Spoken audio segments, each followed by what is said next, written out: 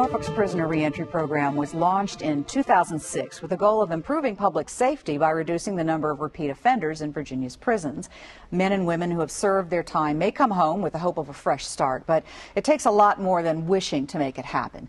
Janice Roach, Family Services Supervisor, oversees the Norfolk reentry team, and Madonna Flores is a Family Services worker who recently joined the team following her work as a senior probation and parole officer in Norfolk. So thank you. Both of you have a wealth of experience in the area, know a lot of people within the system, and have been working with a lot of people who are returning to the community and really do want to make a go of it. And you offer the resources and the support. Yes. So welcome to the show. This entire show is dedicated to looking at this particular program, which is really groundbreaking in many ways, and it has garnered some very, very good results. But of course, the people that are out there and working and feeling productive are, of course, the best example of all. So you see these people every day. The reentry program began 8 years ago now. So it's had a little while to develop. And what is it that it offers? Yes, Jan, it did start in 2006, so we've been, successful over the last 8 years. However, since 2006, things change, and we've evolved, and we've now created the Prisoner Reentry Team. The team is a concept that's based on our collaboration with community partners in our community that assists individuals who are returning home from either jail or prison or have any kind of previous criminal conviction. The team is an acronym for Transition Forward, Engage More, Achieve Independence, and Move Beyond. So our goal with that team, with the transition, I'll start with T. Transition forward is when someone comes home from jail or prison, we want them to transition nicely. We want them to be successful, keep moving forward, and not going back to incarceration. That's our #1 goal. The E is engage more. We want them to engage more in pro-social activities such as volunteering in the community. And the A is achieve independence. Ultimately, we want them to be self-sufficient with gaining, gainful employment. And then the M is move beyond. We want them to move beyond their circumstances and move into a better future. So that's what the team is all about. But we not only assist just the client, we partner with probation and parole to convene the Norfolk Reentry Council. The Norfolk Reentry Council meets every other month to discuss local and state reentry initiatives and plan reentry events that bring about awareness throughout the year. Recently, we received a technical assistance grant from the National Center for Trauma-Informed Care, and we conducted a trauma training at the Workforce Development Center for all of our community partners. And that was well attended too, was it not? It was, and it brought about awareness and conducted a training for professionals that work in the community with our population that addresses those trauma issues that are probably the root of why someone keeps going in and out of incarceration into the justice system. So we're excited about the opportunity to host events, to educate people, to do outreach, but most of all, we're client focused. So our team consists of 2 employment services workers. They work really closely with our SNAP-ED program, and they collaborate with Tidewater Community College's Job Skill Training Program, and we're going to talk about them, I know, on the upcoming segment. We also have an employment broker on the team that works specifically with our clients to get them employed. He assists with resumes, he assists with direct referrals, maybe getting them involved in a community work program. And then, finally, we have Madonna Flores, who is our family services worker who works with family and community engagement.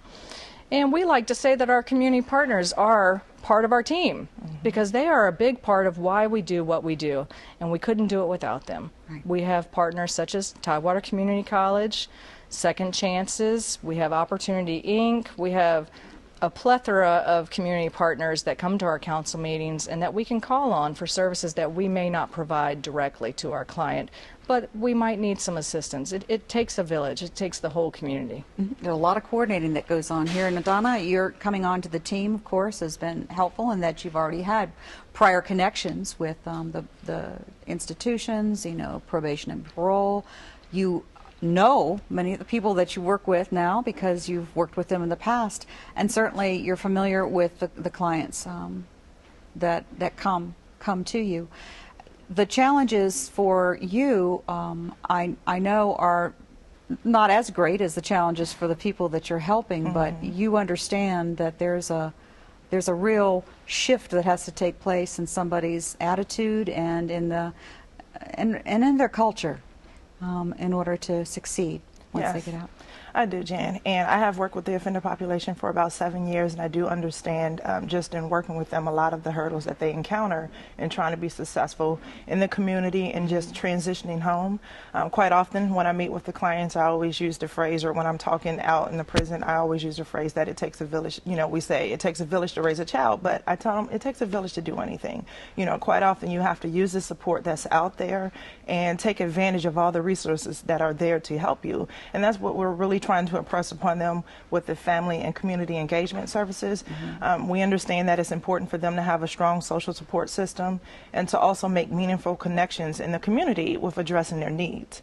One of the things we know is that research says that when they have a strong support system, it lowers their chances with recidivating, and ultimately that's the goal. We want to make sure that we have safe communities and that they're productive in the community. Some of the services that I provide when I work with the clients is just being a resource in the community. So first of all, we want people to know that you don't have to fear, you know, coming in and then thinking you have to stay to work with us long term. We want to be there anytime that you have questions or you just need some type of guidance to be able to get assistance. So we call that being a community resource through outreach and having an opportunity for them just to stop in and answer ask any questions that they may have. Mondays from 1 to 3 p.m. in the afternoon, they can stop in at the Workforce Development Center in room 303, and I'm available to sit down and speak with them and to answer any questions that they may have. Right. Another service that I like to provide is, you know, voluntarily the clients can ask to sit down and talk with me more. I'll do some assessments, and then just by getting to know them more, we can identify what some of their risks are with them being in the community, things that they need to address so that they can be successful and just remove those barriers that they may have. I imagine it's a very powerful thing for anybody who is making this transition to know that it's okay to ask questions. Yes.